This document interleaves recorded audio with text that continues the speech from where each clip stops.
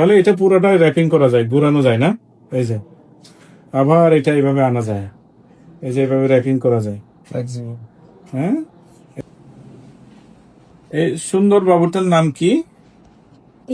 বাপ্পি। তো বলেন তো কি হয়েছে? এই যে এটা নড়তেছে যে এটা উনি ও ছোট হ্যাঁ ছোট থাকতে ওনার হ্যাঁ। এখানে একটা এই এই যে এখানে ক্ষত হয় মনে হয় না? একটা বাত উঠছিল, আমরা ডাক্তারের কাছে নিয়ে গেছিলাম, উনি বাত গিয়া করার সময় ওনার হাত কাটে ফেলে। ফুস হয়েছিল, ফুস হয়েছিল, সেটা ওনারা কেটে দিছিল, অর্থাৎ ফুসটা বের করে দিয়েছিল।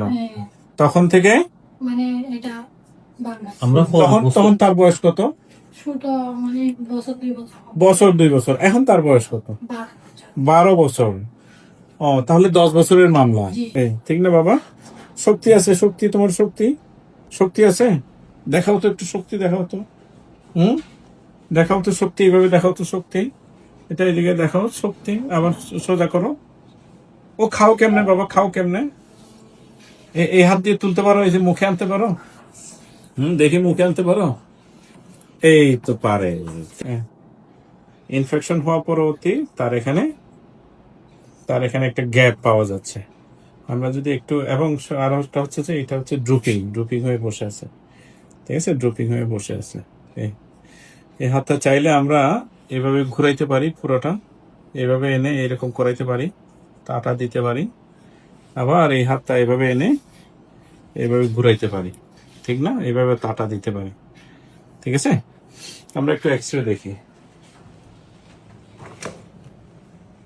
ওর এক্সরেটাতে দেখা যাচ্ছে তারা যেটা ছিল মাঝখানে ওই যে প্রক্সিমাল হিউমারাস একদম নেই, তার হেড অফ দি হিউমারাস রয়ে গিয়েছে, আর হচ্ছে মিডল পোর্শন থেকে অর্থাৎ মিডশেপ থেকে লোয়ার অংশটা রয়ে গেছে।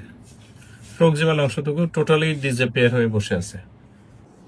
এটা আপনাকে একজন হ্যান্ড সার্জনকে দেখাইতে হবে, যারা শুধুমাত্র হাত নিয়ে কাজ করে।